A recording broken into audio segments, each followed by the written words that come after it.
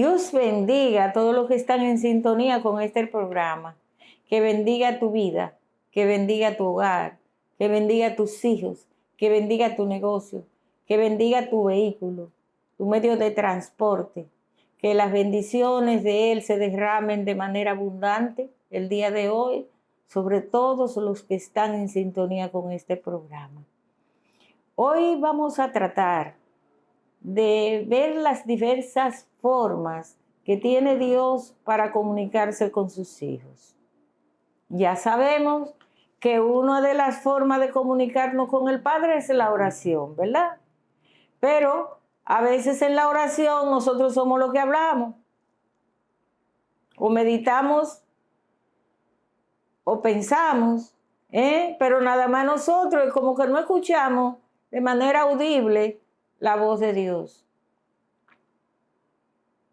También Dios nos habla al corazón en momentos que no necesariamente estamos en oración. Y nosotros vemos en la Biblia algunos pasajes que nos sirven de base para lo que estamos hablando. Veamos en Primera de Samuel, capítulo 23, cómo David consultaba a Dios. Le llevaron esa noticia a David. Los filisteos llegaron para atacar Keila y se apoderaron de las eras. Entonces David consultó a Yahvé. ¿Debo marchar contra los filisteos?, preguntó. Yahvé respondió a David: anda, derrotarás a los filisteos y librarás a Keila. Pero los hombres de David le dijeron: ¿no tenemos ya bastante que temer aquí en Judá para que vayamos ahora a buscar a los filisteos en Keila? David consultó de nuevo a Yahvé y éste le respondió: levántate, baja a Keila, porque yo he entregado a los filisteos a tus manos. Palabra de Dios. Oye, pero qué gracia la de David. Escuchar una respuesta tan clara, tan precisa de parte del Señor y tan rápida. Porque él tenía sus dudas. Fíjense que la primera vez el Señor le dice que sí, que se vaya. Pero él escucha la voz de su ejército que le dice: pero Señor, bastante problema tenemos aquí para ir a buscar otro problema por ahí. Y entra en duda David de lo que ya el Señor le dijo, porque a veces el Señor nos habla y nosotros tenemos duda de lo que el Señor nos dice. Y el Señor vuelve y le repite que ya le entregó a Keila, a esa ciudad. Qué gracia la de David. Pero vamos al Nuevo Testamento y veamos el texto de Lucas, capítulo 1, donde un ángel visita a una joven desposada, comprometida con un varón de nombre José. El nombre de la Virgen, de la chica, era María. Leamos a ver. En el verso 26 dice: al sexto mes, el ángel Gabriel fue enviado por Dios a una ciudad de Galilea llamada Nazaret, a una joven virgen que estaba comprometida en matrimonio con un hombre llamado José, de la familia de David. La virgen se llamaba María. Llegó el ángel hasta ella y le dijo: alégrate, llena de gracia, el Señor está contigo. María quedó muy conmovida al oír estas palabras y se preguntaba qué significaba aquel saludo. El ángel le dijo: no temas, María, porque has encontrado el favor de Dios. Concebirás en tu seno y darás a luz a un hijo al que pondrás el nombre de Jesús. Será grande y justamente será llamado Hijo del Altísimo. El Señor le dará el trono de tu antepasado David. Gobernará por siempre al pueblo de Jacob y su reinado no terminará jamás.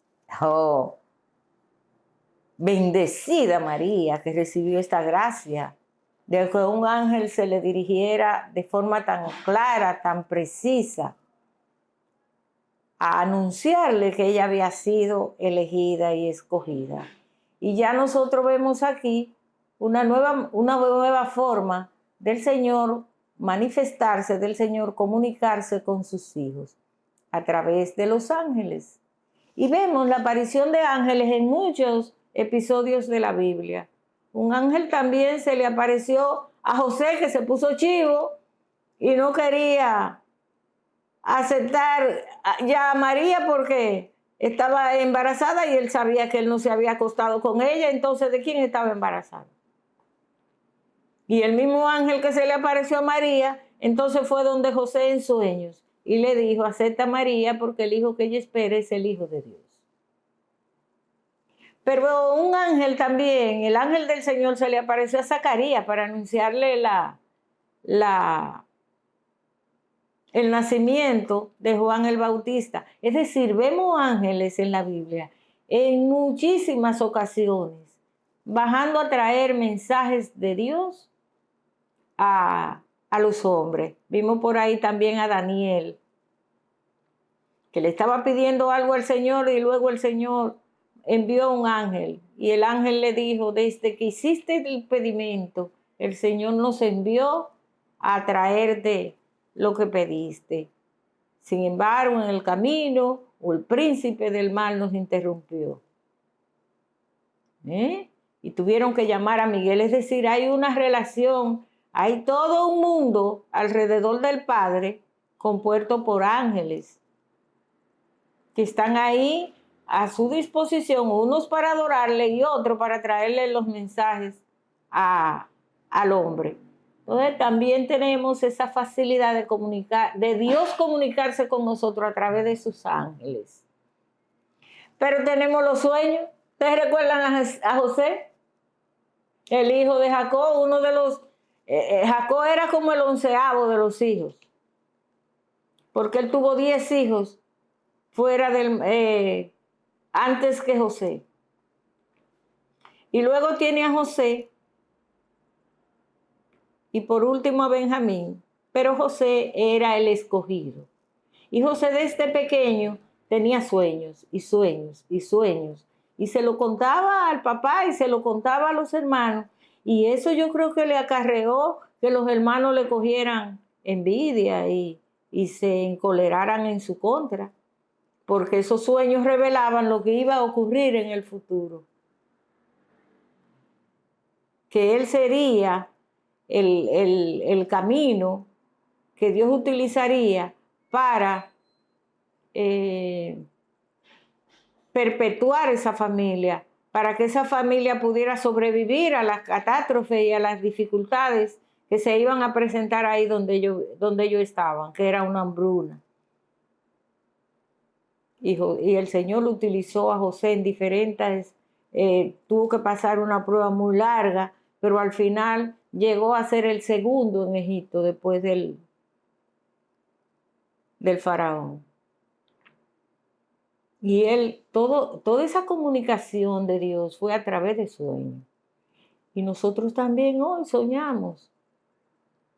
En otro programa yo le contaré las anécdotas de los sueños y revelaciones que el Señor me ha hecho a mí a través de sueños. Y estoy siempre muy atenta. A uno a veces se le olvidan los sueños, pero estoy muy atenta porque en muchos de esos sueños son orientaciones que el Señor nos da, de cosas que Él quiere que hagamos y de su propósito con nosotros. Él tiene muchas formas de manifestarlo. Recuerden que nosotros somos una parte material y otra parte espiritual. La parte material es el cuerpo, el cuerpo, el que está más relacionado con el mundo, la carne. Pero tenemos una parte espiritual interna, interior, que es la que nos da vida. Esa es la que se comunica con el Padre. Entonces, el Espíritu Santo se comunica también con nuestro espíritu. Y muchas de nuestras inquietudes, nuestras oraciones, es el Espíritu Santo quien las toma y las convierte en una comunicación fácil para Dios, para que Él nos entienda, para que Él nos atienda. Entonces no nos podemos perder ahí, en meditación, en tranquilidad, en soledad. Tenemos que convocar al Espíritu Santo para que se reúna con nuestro espíritu y nos ilumine y nos haga saber cuál es el propósito de Dios en nuestras vidas. Pero bien, tenemos la palabra de Dios escrita, que es la Biblia, que es también una forma de Dios comunicarse con nosotros, que ahí está escrita. Señores, el que se lee los 4 evangelios, que esas fueron la gente que anduvieron con Jesús, el que se lee los hechos de los apóstoles y las cartas que Pablo y Pedro escribieron a las comunidades primeras que se formaron después que se marchó Jesucristo y subió al cielo y envió al Espíritu Santo, tiene la comunicación más precisa, porque ahí dejaron escrito qué era lo que Jesús quería, a qué vino, y quedó plasmada toda esa plenitud que Él vino a darle a la palabra que ya Moisés había escrito en su Antiguo Testamento, pero que lo había escrito para otra época y no tenía la plenitud que le vino a dar el Hijo de Dios. El Hijo de Dios que vino a decir, espérense que Dios es amor. No es solamente el Dios de venganza, el Dios del terror, es el Dios del amor. Y Dios es amor. Y su ley es el amor. Ya la ley no es ojo por ojo y diente por diente. Ya la ley no es que si tú violaste esto te mato. No. Él vino con el perdón, a mostrarnos el perdón y a mostrarnos su misericordia. Entonces el que quiere conocerlo a Él, lo conoce a través de la palabra escrita. Pero ¿qué pasa? La palabra es vida. Como que dicen a veces que estamos medio locos los cristianos, porque cuando yo le digo que la palabra es vida, es porque la palabra cobra vida. Usted se pone a meditar cualquier verso de la Biblia. Yo prefiero los del Nuevo Testamento. Y usted siente que esa palabra le da fuerza, le da ánimo, lo renueva, lo activa, le da luz, le da entendimiento. Esa palabra escrita. Entonces es una forma eficaz de Dios comunicarse con nosotros. Hay muchas otras formas de comunicarse, como la de los profetas, la de los sacerdotes y pastores, los guías espirituales, que traen un mensaje de aliento cuando usted lo llama, cuando usted lo convoca para eso. Y en otros programas continuaremos con las diversas formas que el Señor tiene para comunicarse con nosotros. Ahora vamos a orar pidiéndole al Señor eso, pidiéndole que nos ayude a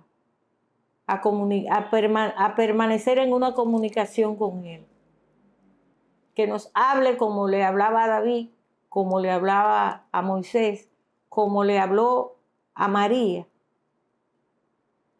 y como le habló a Pablo, que fue una luz cegadora la que se le presentó a Pablo, y en esa luz fue que él escuchó la voz de Jesús diciéndole, Saulo, Saulo, ¿por qué me persigues? En una luz Porque la forma que tiene el Padre para comunicarse con sus hijos, la forma que tiene Jesús para comunicarse con sus seguidores son incontables. Entonces vamos a orar en esta mañana. Vamos a pedirle al Señor que se comunique con nosotros. Vamos a pedirle que nos mande a sus ángeles como mandó a Gabriel donde María, donde Daniel, que nos mande a sus ángeles en la noche, cuando estemos meditando, en la hora que Él quiera, que nos los envíe, así como envió esa luz cegadora donde Pablo, que nos envía a nosotros también una luz para que podamos comprender cuál es el propósito que Él tiene en nuestras vidas, porque a veces estamos dando palos, pero estamos dando palos a ciegas. Sí, yo quiero servirle al Señor y voy a hacer esto, y voy a hacer esto, y voy a hacer esto, pero quizás lo que usted está haciendo no está de acuerdo con el propósito que Dios tiene con usted. Entonces usted tiene que tomarse un tiempo para escuchar la voz de Dios, para escuchar la dirección de Dios, para que el Señor le diga qué es lo que Él quiere, para qué fue que te trajo a este mundo. ¿Para qué? ¿Con qué propósito te envió en este tiempo a este mundo? Vamos a orar. Padre, te alabamos, te bendecimos y te glorificamos. Y te damos gracias por este día. Gracias por todo lo que hemos recibido de tus benéficas manos. Por la salud, por la vida, por los amigos, por nuestros hijos, por nuestros familiares. Gracias por ese día, por la lluvia, por el sol. Es maravillosa, es maravilloso esta vida que tú nos has dado, Señor. Tiene muchas cosas bellas, son más las hermosas que las negativas. Ayúdanos a focalizarlo desde ese punto de vista, Señor. Por eso te alabamos, te bendecimos y te glorificamos. Te queremos pedir esta mañana, Padre, que nos hables. Háblanos, Señor. Comunícate tú con nosotros. Porque nosotros te hablamos, te oramos y te llamamos, pero queremos escuchar tu voz. Envíanos los ángeles que tú tienes allá a tu servicio. Envíanos al ángel Gabriel para que nos diga cuál es el propósito que tú tienes con nosotros en esta vida y en este momento que estamos viviendo. ¿Qué tú quieres que yo haga, Señor? Como te dijo María, he aquí la esclava del Señor, hágase en mí según tu palabra. Pero queremos escuchar tu palabra. Queremos saber qué camino tenemos que seguir, por dónde tenemos que tirarnos, Señor. No queremos dar palos a ciegas, Padre. Queremos utilizar los talentos que nos diste, pero ponerlo a tu servicio, en el lugar donde tú quieres que estemos. Por eso te pedimos hoy que nos hables. Y eso te lo pedimos por Jesucristo tu Hijo, que vive y reina por los siglos de los siglos. Amén. ¿Y cuál es el problema? La ausencia de Dios en tu vida. Comparte este programa para que también otros se nutran con esta palabra, para que también otros conozcan a Jesús. Comparte con tus amigos, dale like y además para que nosotros podamos continuar aquí en YouTube. Bendiciones.